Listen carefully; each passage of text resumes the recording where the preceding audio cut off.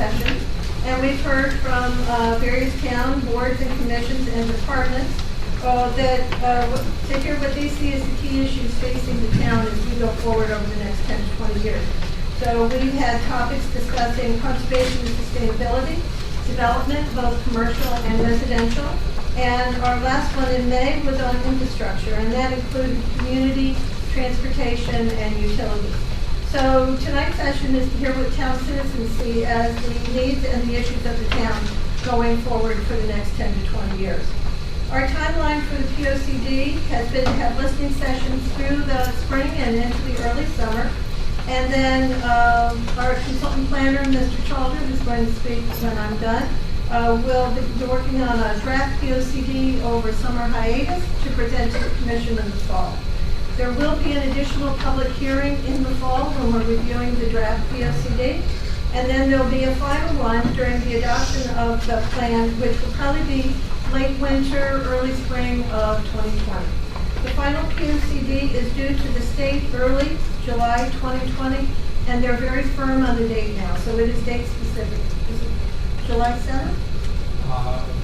That's all right. Exactly, that's really close. Okay. We used to have some flexibility in the delivery date, not anymore. So this evening, Glenn Chalder, thank you, will give a brief presentation, and then we will recognize any representatives of boards or commissions or departments who have not spoken at previous sessions. I know Mr. O'Brien from the Historic District Commission has asked to speak. Are there any other representatives from boards or commissions here who have not spoken? Mr. Marconi? Thank you. And so they will go first. We'll probably let Mr. Marconi go first. Then we'll do the story. We do ask that you keep your comments to 10 minutes, and that way provide as much time as possible for public comment. Since our May 7th meeting, we have received and distributed comments from the Historic District Commission, the Economic Community Development Commission, Parks and Rec, the Commission for Accessibility, the Architectural Advisory Commission, which also acts as the Village District Commission, and the Department of Social Services. And we have received 4 letters from the public, and all of those have been distributed to the Commission. Any comments? Excuse me. After comments from public officials, we will then go to members of the public and ask each speaker to hold their comments to 3 minutes. We are going to use a timer just to help us, and that way we get as many speakers as we can tonight. And all documents received, if anybody has comments they want to receive this evening, they will then be just put into the record and distributed to the commission. And after we've heard from members of the public, if time allows, we'll hear from boards and commissions who have additional comments they would like to make.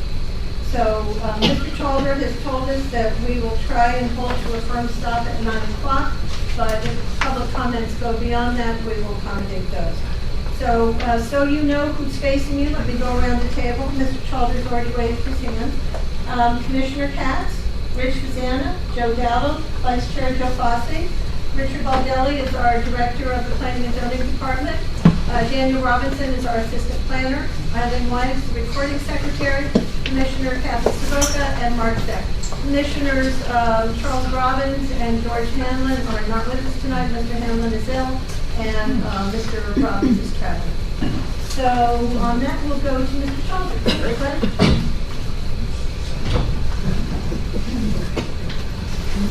Good evening, everybody. I'm going to stand over here and give a task, if you will, first of all, for vocal, and also I find that when you stand up, you actually project better. I'm Glenn Chalder. I'm a planning consultant. I've had a chance to work with the Planning and Zoning Commission on the plan of conservation and development. And for those people who aren't really familiar with the plan, I've put together a PowerPoint overview to give you an idea of what's in the work that we've done so far, and that hopefully will set the table for public comment and everything else tonight. As the chair indicated, it's a community input meeting. We're trying to get as many comments as we can to make it the best plan possible for Ridgefield. The program, I think, tonight is an overview of what is a plan of conservation and development, talk about the possible strategies that are out on the table that we're talking about, and that'll give you an idea, an opportunity to give some feedback on those, and then get to input and discussion. So I'm going to move through these slides fairly quickly to leave as the maximum amount of time for you guys. So So the first question you might ask is, what is a plan of conservation and development? It's an advisory document which is required by the state for a municipality or planning and building commission to prepare, and it's intended to guide the future conservation and development of the community. So it's not a set of regulations, but it's really a set of aspirations for where we can or should go as a community. And really it's in response to the question, what type of community or what kind of community do we want Ridgefield to be in the future? As was indicated, we're thinking of the plan as sort of containing three general buckets. One bucket are things in Ridgefield we want to protect or preserve, and this includes things like natural resources and open space and community character, and the whole concept of sustainability and resiliency in terms of the things that we really treasure about Ridgefield overall. The second major bucket is how we might want to guide growth in the community in the future. Ridgefield is very different today than it was 10 years ago and very different than it was 20 years ago. So communities change quite a bit. And the question is, what are the issues that we're facing in terms of downtown and Branchville, economic development, business development, issues like this? How can and should we guide the development of our community? And then the third bucket is what we're calling what we might want to provide in the community. And this includes things like community facilities and services, vehicular transportation, sidewalks, pedestrians, utility infrastructure, and things like that. So those buckets are covering most of the issues we want to talk about in the POCD. And certainly if we have other ideas, these are things that can be considered as well. So far, we've been preparing, Planometrics has been preparing briefing booklets for the commission. The briefing booklets cover the topics I just went over with you. They are used to identify possible strategies for Ridgefield to consider. And the whole purpose is to get input and feedback from the community and talk through which of those strategies should move forward. Those strategies are based on the current plan of conservation and development, because many of our strategies, many of the things we like about Ridgefield are reflected in the strategies in the 2010 plan. We did an online survey last fall and also a telephone survey. There have been many studies conducted for Ridgefield. We've been doing independent research and analysis. And all of this comes back, if you will, in the briefing booklets for discussion by the commission. The first three booklets that were prepared are kind of an overview of the planning process, the demographics that are affecting Ridgefield, the results of the survey, and we're skipping those that are available on the town website and jumping right into possible conservation strategy. There's a section in the plan about promoting and protecting community character. It came out in the surveys we did. It's something that's very important to people in Ridgefield. And some of the strategies are maintaining and enhancing overall character, protecting historic resources, maintaining and enhancing scenic features, and promoting community spirit. And there is a map in the plan which identifies the location of historic districts and important resources overall to help the commission in their efforts in this regard. Recommendation again to continue to preserve open space. Ridgefield has done quite a bit in terms of the preservation of open space. The plan recommends that those efforts continue. And be supported in the community to continue to enhance our open space system.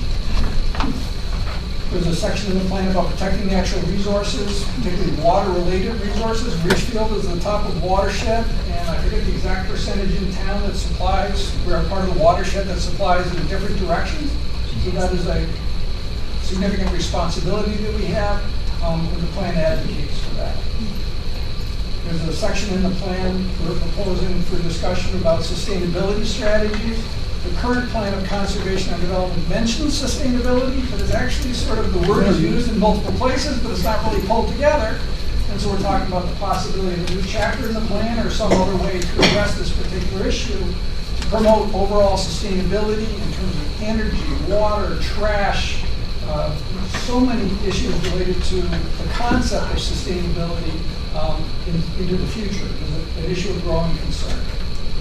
In addition, there's likely to be a section here related to resilience and storm response and hazard mitigation and reduction. But as mentioned here, blocking the rainstorm we had today, there's about 2 inches of rainfall on Ridgefield. That's a very significant storm, and it's more intense, and they happen more frequently than they have in the past. So climate change is bringing us these events, and the question is, are we prepared for the world we're about to be, rather than the world that we were? So this is the concept here of resilience, which is up for discussion for inclusion in the plan. The second major bucket I talked about is possible development strategies. Ridgefield Center is the heart and soul of the community. There's been a special study done on Ridgefield Center, and the plan recommends that we continue to find ways to maintain and enhance the vitality of Ridgefield Center, vibrancy, character, uses, parking, pedestrian experience, traffic issues, all of the things that attract you to the center and other people to the center. How do we curate this and take good care of it for the future? There's also discussion in the plan about Branchville. Branchville is a secondary village in Ridgefield. It doesn't have the same oomph or power or presence, if you will, that Ridgefield Center does. It has a train station. It's on Route 7. It's got a lot of possibilities. And the plan suggests that we look at ways to strengthen Branchville as a focal point, and there's the opportunity there to generate significant economic development and tax revenue for the town. We do have an issue related to sewage discharge we've got to figure out, but again, the plan recommends we move in this direction. With the assistance of the Economic and Community Development Commission and also subcontractor Camoin Associates, working on economic development strategies and continuing to promote positive economic development in Ridgefield overall to enhance and strengthen our community. There's a section in the plan about business development. There are about 6 different places in town where business development is concentrated. And the question is, do we have the right policies and programs and procedures in these areas? And the plan talks about those areas overall, and in addition talks about the concept of home-based businesses, adaptive reuse, and the zoning provisions for these different areas. Residential development is an area for discussion also as part of the plan. Ridgefield is primarily a residential community. Almost 95% of the land in town is zoned for residential uses. And what policies and procedures should we have in place with regard to single-family development, multifamily development, and affordable housing? And these strategies are recommended as well. The third major bucket in the plan is infrastructure strategies. This includes a number of different things. So, for example, if we have a situation where we have some near-term needs and issues, what are we going to do? The fire station in the center of town is confining, if you will, in terms of what we can do there from the fire department standpoint. The police station is old enough, it needs some attention. These might be near-term issues, but we also have some medium-term and long-term issues in terms of parking at the community center, senior center, improvements at the playhouse, parking at the library theater, maintenance of these facilities, etc. And the plan recommends that these issues be looked at to continue to enhance the facilities that we have in town. In terms of vehicular transportation issues, Mark Twain has a famous quote. Everybody talks about the weather, but nobody does anything about it. And sometimes we feel the same way about traffic. And that's not true. We're doing quite a bit with regard to traffic. But it is a significant community. We've got a lot of traffic from the areas that surround us. The recommendations from the plan are to try to promote better traffic operations and safety in Ridgefield overall, and also to manage our system better, both in terms of preserving capacity on major roadways, managing well, welcome. Maintaining the pavement as cost effectively as possible because it is expensive. And look at traffic calming, where traffic is trying to pass through residential neighborhoods, et cetera, to address those issues. A section in the plan about walking, cycling, and transit to try to promote downtown and Branchville sidewalk priority areas, to enhance the Norwalk River Valley Trail, Branchville Rail Trail, part of the overall character of Ridgefield, look at bicycle routes, and also support the transit that we do have available in the community.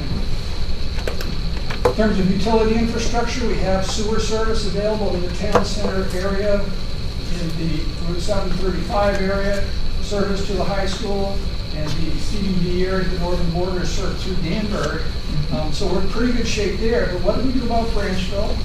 And what do we need to do to make sure that we have adequate water, sewer, storm drainage, natural gas, electricity, et cetera, moving forward? So that's an overview of the major elements of the plan. I went through it fairly quickly. My goal is to turn it back to Becky and look forward to your comments. Thank you. Thank you, Glenn. Let's start with comments from public officials. Okay? And I don't know if this would go perfect spot. Sure. Would you like to sit? We're just trying to accommodate those who let us know they had difficulty doing Okay. our last hearing. I'll project. Thank you.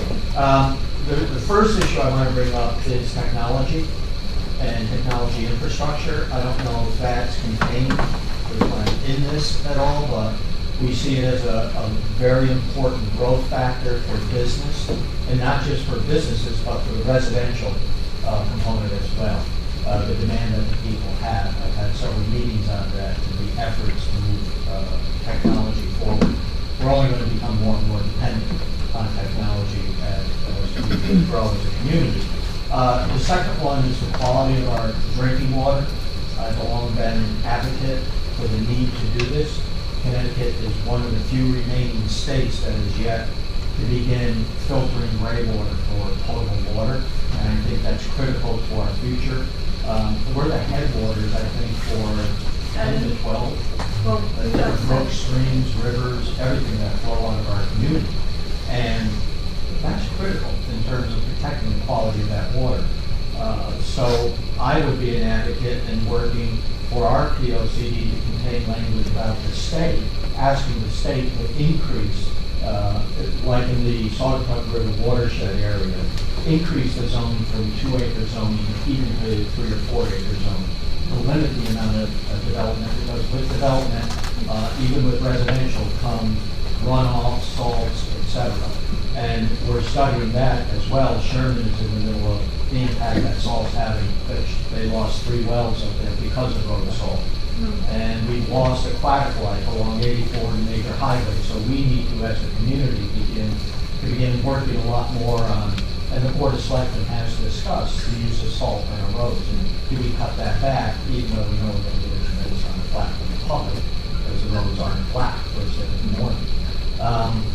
So those are two. The third is open space. I didn't see anywhere in here where we're actually increasing the amount of open space that we want in our community. Our original goal is around 30%. Right. Are we increasing that number? Or we have not addressed it? We haven't addressed it. So I don't know if you're looking at that. How much open space do we have today? There are a couple of parcels that are very concerning to me. One very, very large in the West Mountain area. That's still in private hands, and it's fine, but you never know. You don't know what discussions are going on or who's talking to who, and I think we're vulnerable there, and we need to continue to grow our open space as a community. The number of trails we have in this community are used all the time. We have that discussion relative to the deer hunt. We're having it right now, and how we do close those trails and help people who complain about it. It's a tremendous use, and it's a real asset for our community that I think we need to brag a little bit more about. Traffic, I saw, Glenn, in your report, you said we need to address it. We are, and those are short term, so anything, and this is more in the form of a question, anything we're currently doing, like parking, like traffic on Main Street, 35, and other issues, does that stay in the POCD, even though we have some plans in place now, or is the POCD looking at the future? Because in I think I showed people this book, and you had been to my office, that 1949-50 report, where is Ridgefield heading? And the conclusion was that, and this is in 1949 and 1950, not only does Ridgefield have a parking problem, we have a traffic problem as well. So I think we're a victim of our own success, and we need to manage that as we go forward. So some of the suggestions relative to bypasses have been looked at, for those of you who have been here for a while, many, many times. The most recent one using cutting through Schlumberger, creating a bypass road that went along the rail trail over to Ivy Hill. That died a very quick death, I think, and we need to be careful how we plan that and the impact on the neighborhoods. What we're trying to do is get traffic back onto the road, increase the rate of flow, not to 40, but at least try to get it to 25 anyway. So those are the main areas that I had that I wanted to bring up. I don't know if any of the other board members, I know Maureen's here, Bob is here, and Steve is here somewhere as well over there. I don't know if they have any. Thank you. Thank you. Ms. Weaver? No, I think I'm here to listen, and I think we need to do a good job of Thank you. Mrs. following. Costa? Thank you, I'm Okay. fine. Mr. Zima? We were given a, oh, sorry. That's okay. You missed the bit where we're I asking. did, everybody- that 3 minutes for you, I never really Make all the made it. judgments, yes. Parking was an issue, but anyway. It's the playhouse. It's the glad, I thought it was either that or a great turnout here, which is a good But- thing. but- yeah. Did we get a draft in that blue, was that from, This, yes. yeah, maybe all our, did they provide that or did you provide us with that? No, this came from, Okay, thank you, Yeah. you folks. Okay, because we got these and, oh, this is it. So, I mean, I didn't read the whole thing, but I did spend a certain amount of time on it. And to me, what was really startling, and I don't know how it plays through, was, oh, my page 8 is different than this. My page 8 has the demographic shifts. But anyway, different section. yeah, the demographic shift, I'll give this back to you. Here, Mr. Zima. No, that's all right, it was, is that the one? Yes. So I didn't know, just a couple of things on it. I didn't know if it's the same demographic projections that the Board of Ed is using. So they're slightly different, because I think the Board of Ed projections are mostly concerned with grade progression, as in from grade 4 to grade 5, grade 5 to grade 6, et cetera, for their services. The demographic projections are based on all age cohorts all the way through the spectrum. So there are similarities and differences between them. The hardest thing to project is migration. And the school gets more specific information than we get on the general demographic basis. So I think that they're consistent in terms of the changing demographics, but the numbers, there may be some play in. Because it obviously is important for the benefit of the public. What was startling about this was the decrease in the projected decrease, according to this demographer, in infants was a category 0 to 4. School age 5 to 19 were down, well, the infant 0 to 4 was practically cut in half. And then the school age population was, I'm going to do quick math in my head, it was probably about 30% reduction over the next 10 years. Young adults is almost a wash by about 100 and some odd. Middle age, for those of you who are 35 to 54, is cut back by 30 some odd percent. Active adults increases by 20%. Mature adults doubles. And senior adults more than doubles. And I didn't know, I mean, that's a difference in shift in services that the community has to provide. That's a shift in, facilities. Is this going to play through in the report? I think it does in all the reports, particularly talking about community facilities. All of us are living longer than we did before. Our life expectancies are far higher than they were 10 or 20 years ago. So we have many long-term residents. The survey results showed this. And so as people age, their needs and interests change. And I think the plan is hoping to help the community get to where our demographics are going to be. So, And you're good with these demographics. Whoever, because it's only, the numbers are only as good as whoever created them. And so you're comfortable with the demographer that worked on it. I'm comfortable with the methodology that's being used. I think all projections, we need to recognize the fact that, as our economy changes, as the tax situation changes, people. Absolutely. So, projections are projections of past trends into the future. If things continue the way they're going, this is what will happen. Right. Could they change? Yes. Well, because this even plays out into a public safety bill, the change in demographics. Certainly the use of schools changes. Sure, medical calls and And things like housing type. It was, I thought, a very important page. Thank you. Thank you for answering that. And thank you for that.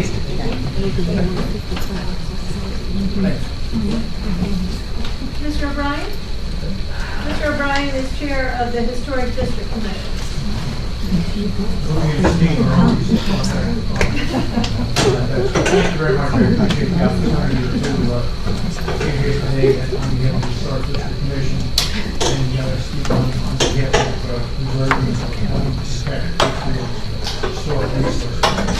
I think, as we know, the character of the town is heavily stamped in its history and in its historic buildings and sites. And quite frankly, the history of Ridgefield and the historic nature of Ridgefield is one of the reasons that Ridgefield is a great place to live.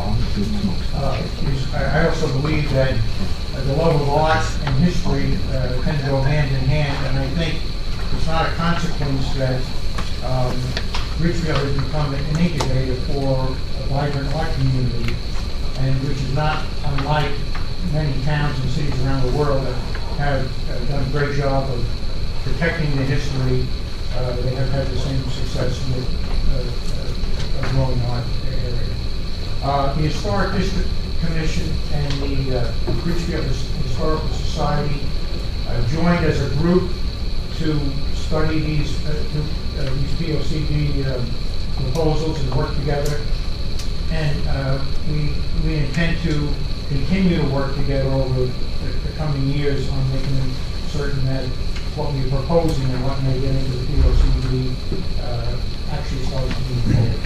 I wanted to make some very quick comments on preservation, on regulatory matters, and on education. And on preservation, Ridgefield has 450 buildings and sites listed in the state's Registrar of Historic Places. And that's an impressive number. It's an impressive inventory of historic properties. However, on the National Register of Historic Properties, we only have 13 listings, and really only of those 13, only 8 are actual buildings. So I think we're well underrepresented on the National Historic Register, and it's an important register for 2 reasons. To get on the register, it marks a building as something that's important to our heritage and should be protected. And secondly, it does open up the possibility that the property owner may be able to achieve tax credits on the federal level and in certain grants. So one of our goals in the 17 that we proposed commission is that we would encourage, we would search out potential candidates and work with the property owners if they were so inclined to get them recognized. On scenic roads, there are 6 scenic roads in Ridgefield. I think you'd be hard pressed to name any one of them. A scenic road is something that is proposed by the town, and it's blessed by the state DOT and protected by the DOT against rerouting and against widening to maintain the appearance of those roads. So we have 6 of these roads. And again, if you Google Ridgefield Scenic Roads, you really come up with 0. So I think, certainly one of our goals is to promote that we have scenic roads and also to help identify other possible scenic roads, and also to consider some sort of guidelines on stone wall preservation guidelines. On grants, Ridgefield is a Connecticut certified local government, which means that we qualify to apply for certain grants from the state, assuming that they're available. And these grants would be used for preservation work specifically. And one of our proposals is that we need to be aggressive on pursuing those grants for preservation work. On regulatory matters, we should continue to promote regulatory change where it's appropriate.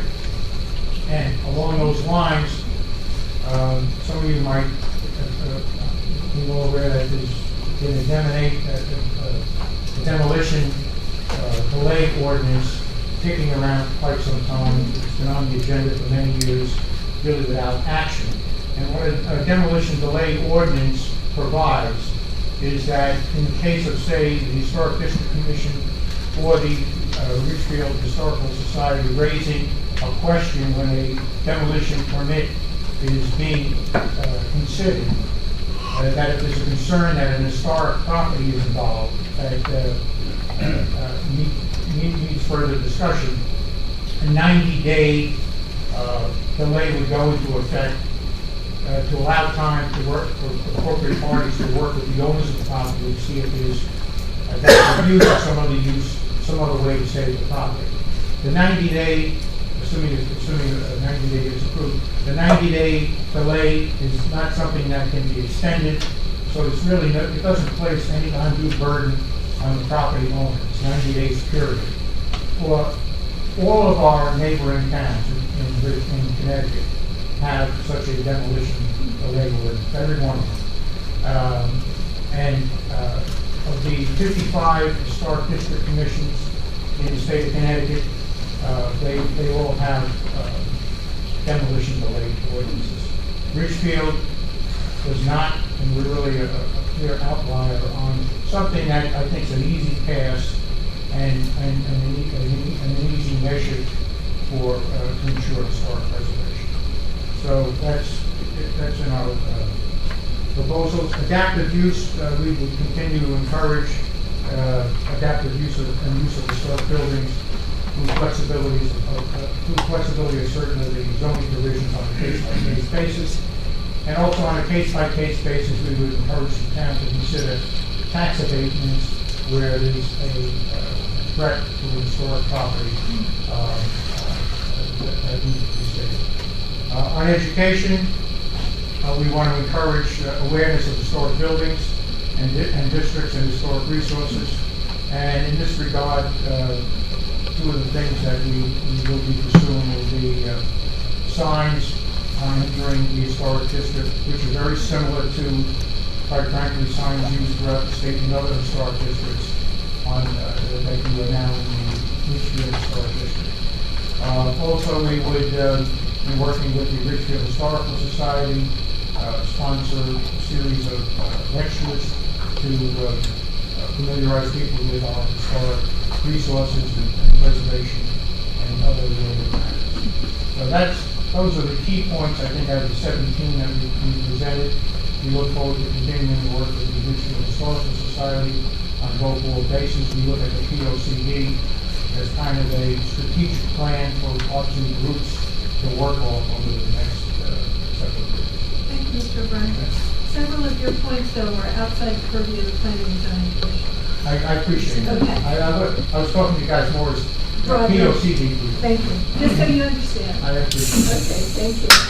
Okay, let's go to public comment this evening. So, who would like to start?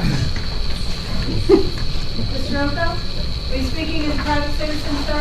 Private. Thank you. Well, Come Mark, more. No, private citizen. Private 3 minutes is private citizen. Private citizen. Here we go, private citizen. And you missed a bit where we're going to stand up here and use our outside voices. Okay, private citizen. Thank you. So, as a private citizen, there's a program that the Board of Selectmen adopted 2 years ago called the Sustainable Connecticut Program. Sorry, can't hear you. I'm sorry.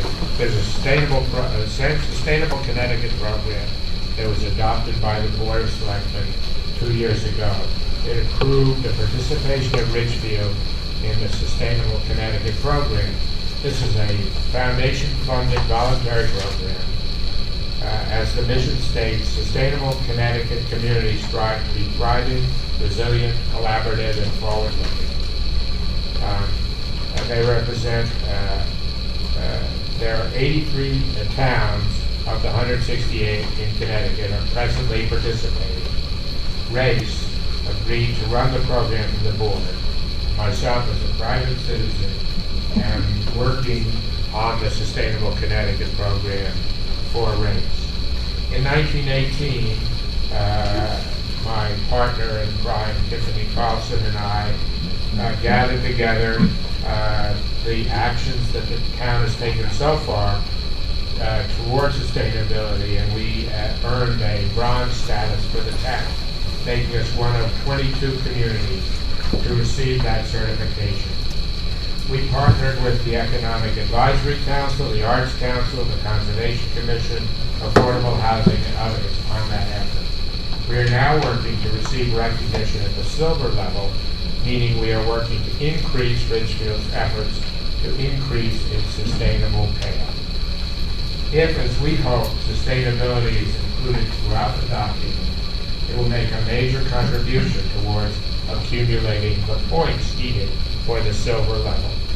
The Sustainable Connecticut program suggests a framework for including the actions that lead to points that is somewhat different, this is for you, Mr. Charter, that is somewhat different than the outline provided in the chapter discussing sustainability.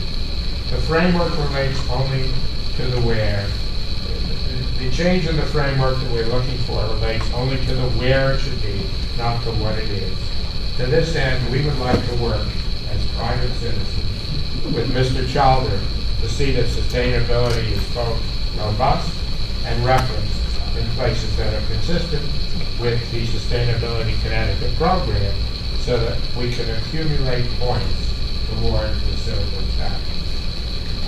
It's interesting in the discussion that's been held so far to hear how sustainability works its way through all the things that we've looked at so far. Sustainable includes issues and efforts towards water conservation, towards water conservation, towards development strategies, and so we hope that it will be laced through the whole POCD, but particularly on here to urge that when we sit down and look at how it's in the POCD, it's done in such a way that we can capture the private citizenry points. Thank you, Mr. Yes, sir.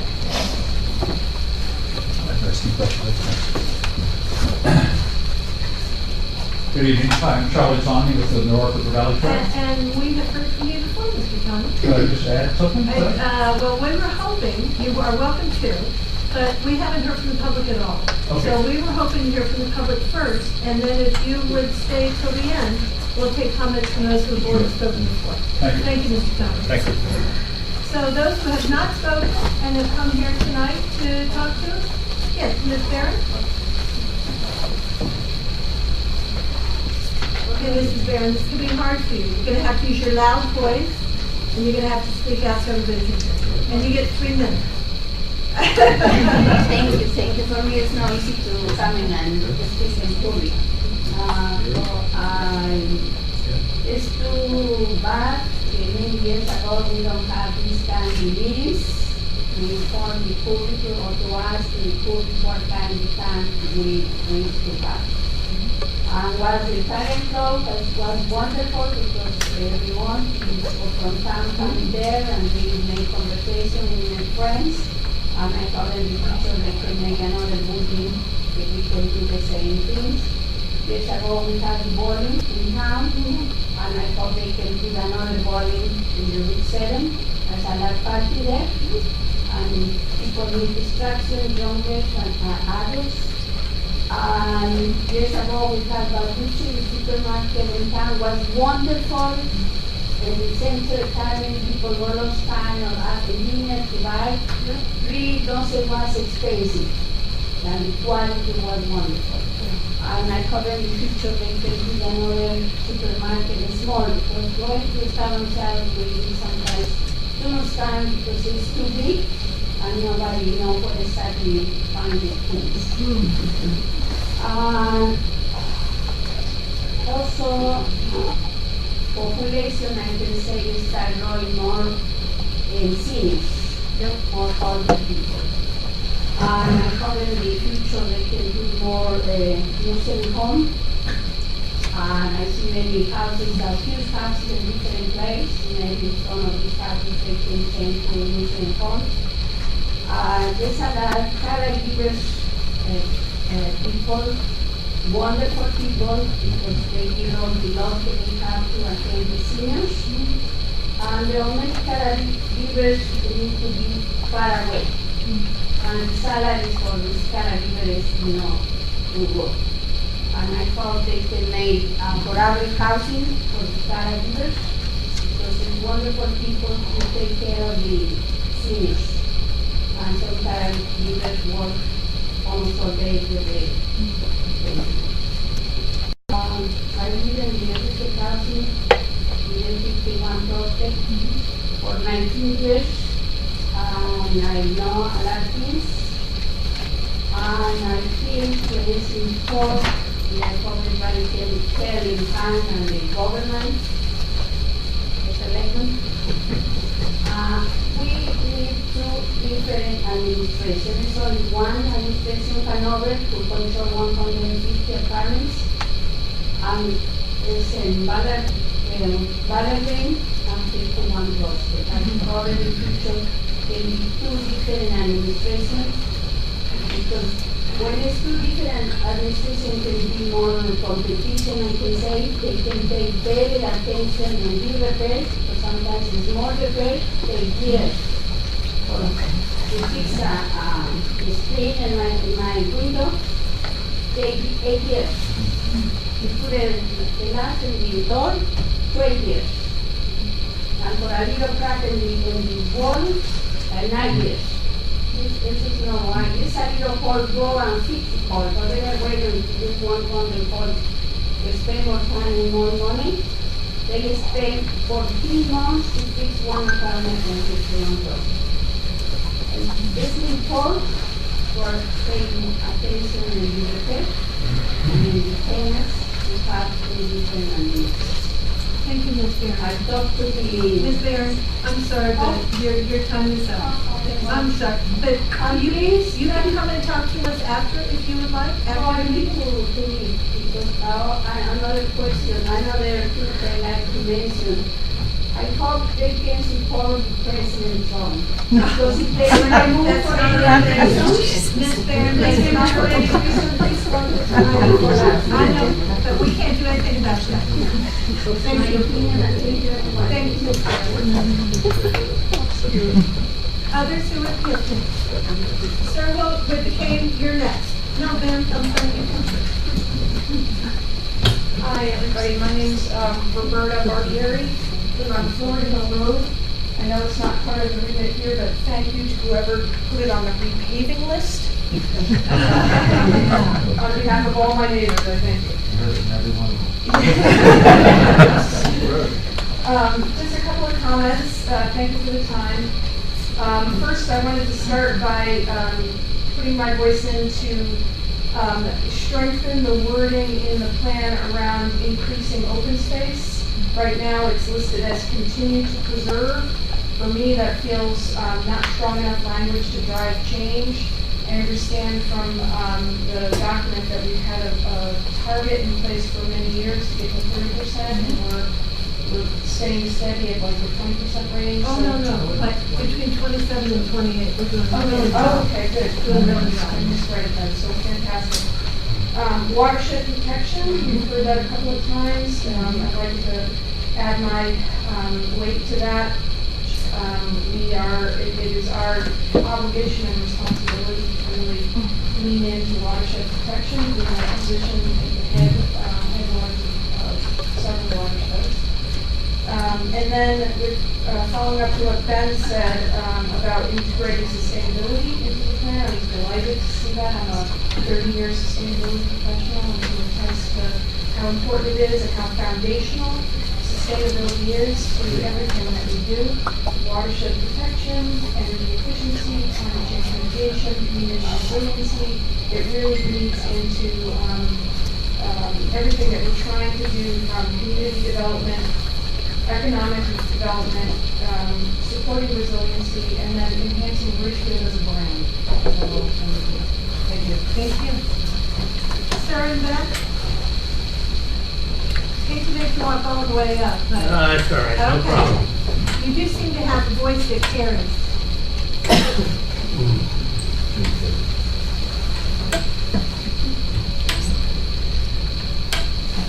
Very satisfactory reading.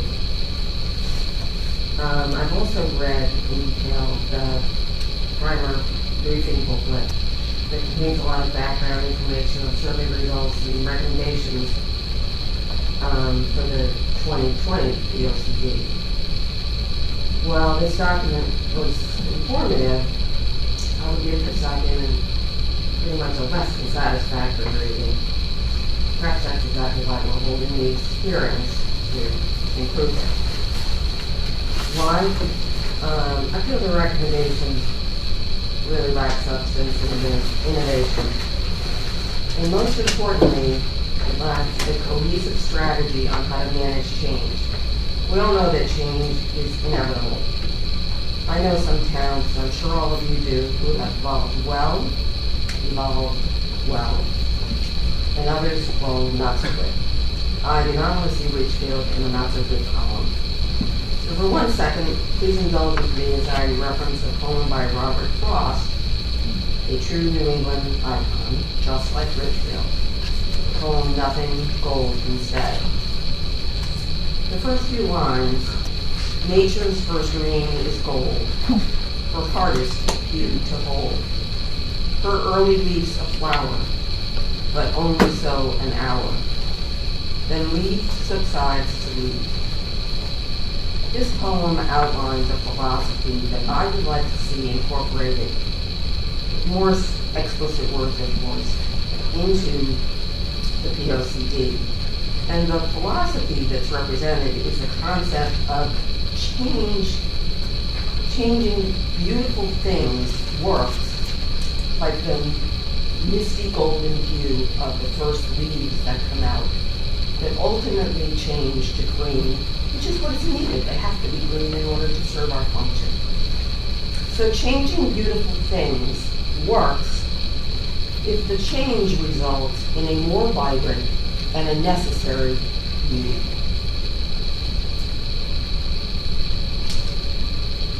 So what I've done, I don't know if that made any sense, but it makes a lot of sense to me.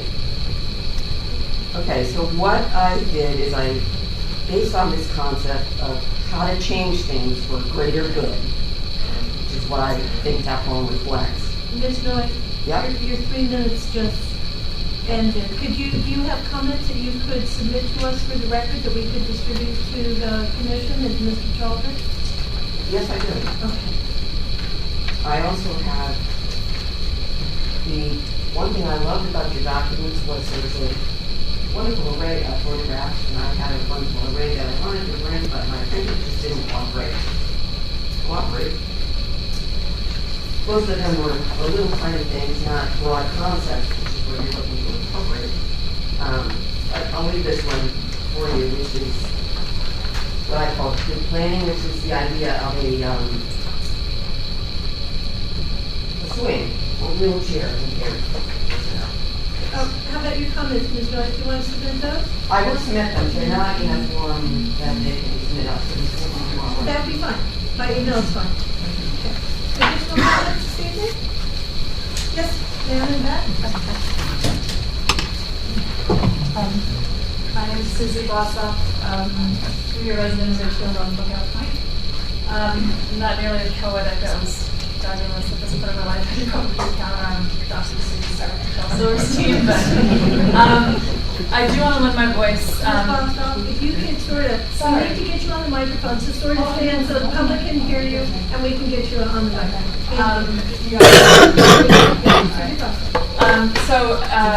As not a 30-year veteran, but a 13-year veteran of sustainability as well, I wanted to lend my voice to the importance of sustainability in the planning process. Also, I think I wanted to specifically dial into a couple of points. I love that we're focusing on resilience. I think resiliency is something that's underappreciated.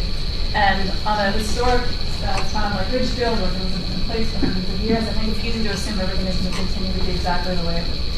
I love the stone walls. I love historic houses. Mine was built in 1740. But that said, things will change. Climate change is pushing change on us whether we like it or not, and a lot of other factors outside of climate change. I think it's important that we're cognizant of those shifts and changes. What I wanted also to emphasize, yes, the alignment with Sustainable CT I think is incredibly important. It's a program that has put a lot of care and thought into what a sustainable Connecticut town could look like.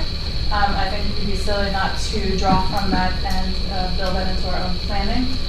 I also want to point out diversity. I would love to see a town that continues to put hopefully increased focus on diversity, bringing in not only more racial diversity and the benefits that that has, but also economic diversity and multi-generational diversity.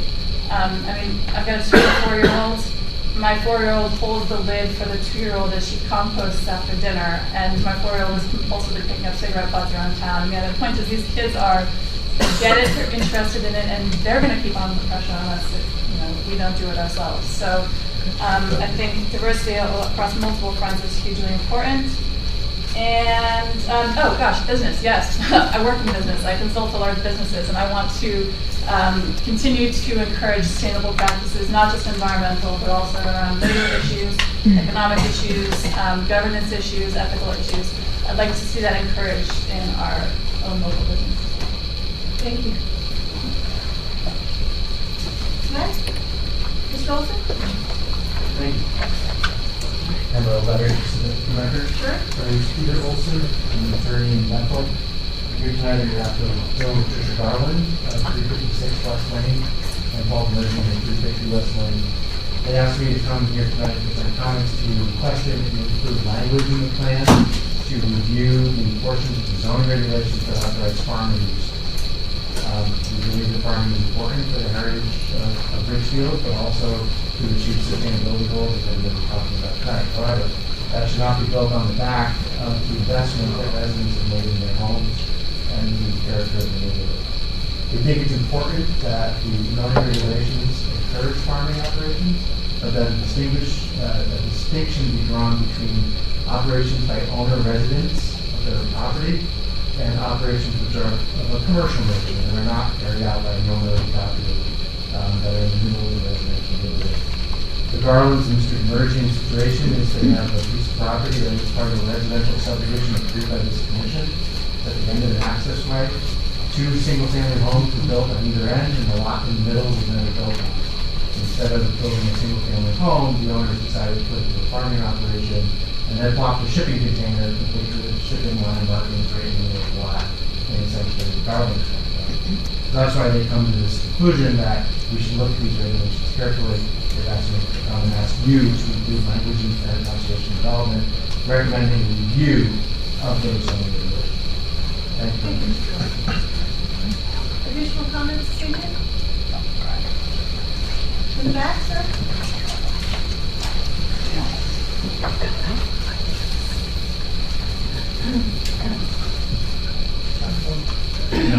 No, they're on the table. Good evening. My name is Greg Kabasakali. Thank you for having us this evening. I appreciate the report. I have a couple of comments and questions. One that always comes to my mind is that Branchville train station. Anybody working in New York City? Raise your hand. Hi. Got one over there? Got one? Anybody take the Branchville train? No way. No. How come? No way. Why not? Parking stinks. Train stinks. It's unreliable. You got to drive to Golden Bridge, or you got to take the shuttle bus over to Catone. So I'd love to see a Branchville train station. It'd be great for me. It's 5 minutes from my home. Consider that. You said something earlier about community character. I grew up in town. Nice residential town. I see too many multi-residences going on.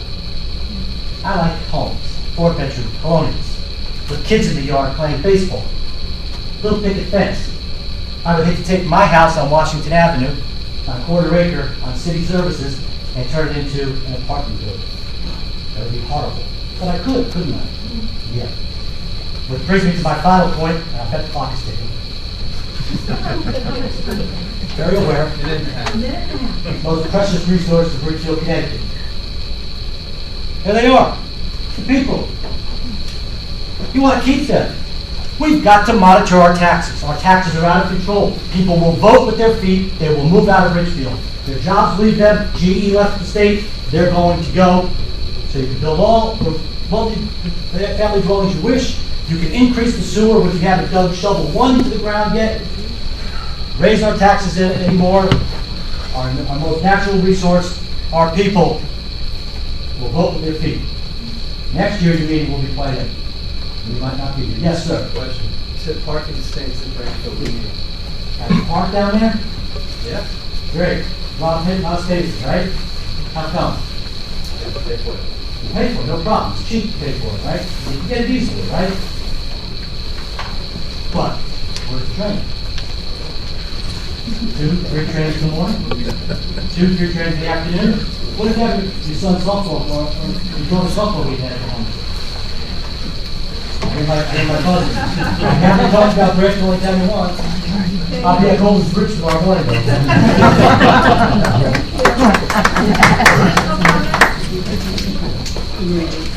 No?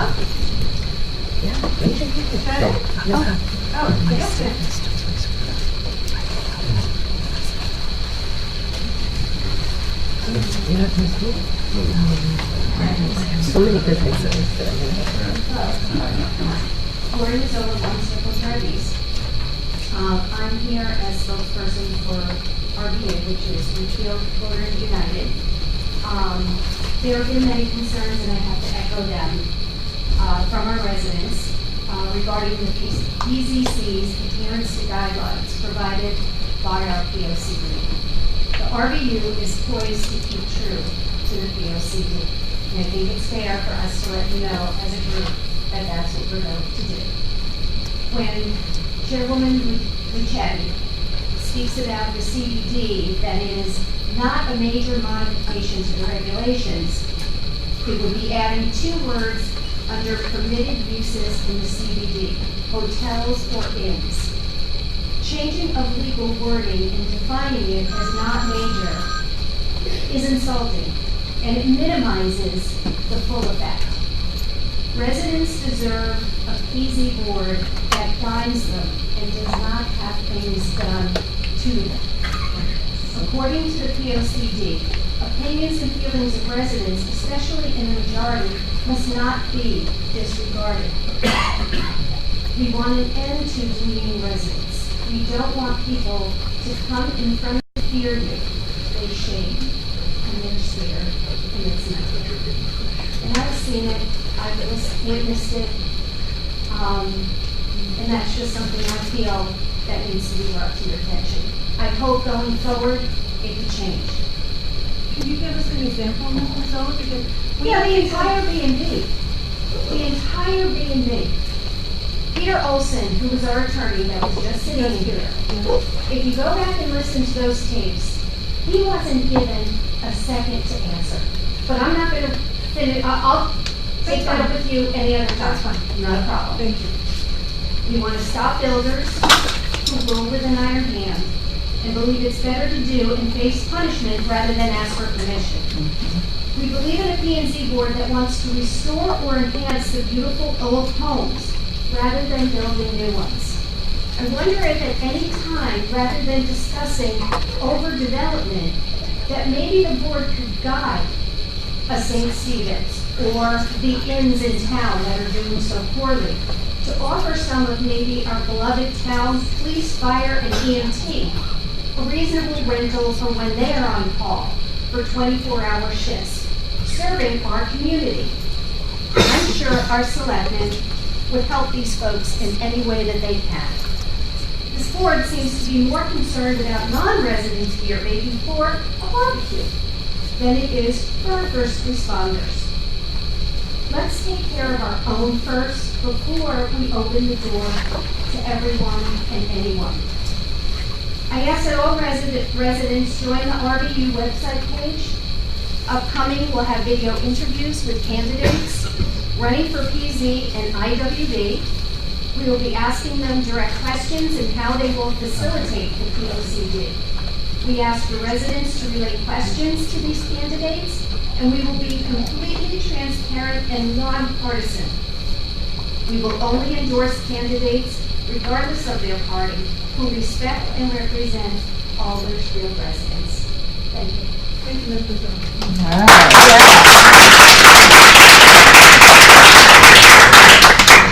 Additional comments, Yes, sir. Wait a minute. Before we go to Mr. Taney, or Tommy, who has already spoken, anybody who hasn't spoken yet would like to? No? Mr. John? Thank you, I'll be brief, I promise. You don't need to. Okay. Nobody waits. My 3 minutes is to be Charlotte Tommy, north of the Valley Trail. Just two things. Number one, the NRDT is really delighted at the significant place in the POCD, so thank you for that. Two, a suggestion. In reading it over the last few days, I think the two places where the NRDT could be a strategy to achieve objectives. One is in the focal point of Grangeville. We're going to run along Route 7 right through that area. I think we could help Grangeville be more important and more connected to the town. And number two is sustainability. You know, being a multi-modal trail, multi-use trail, you can get people out of cars and onto their bikes for commutation. And if you look at the POCDs of Wilton and Norwalk, where we're very significantly represented, the sustainability issue goes deeper in those plans for the NRDP. So I think the NRDP could be more helpful to Richfield in that regard.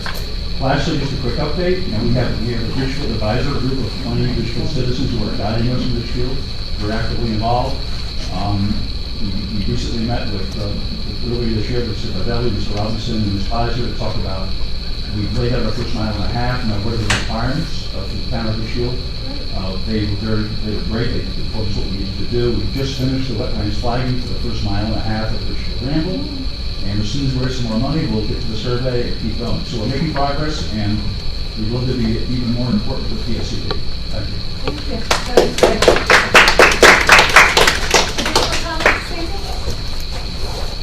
If there are none, it's the only item on the agenda, we can send you all home. Nobody?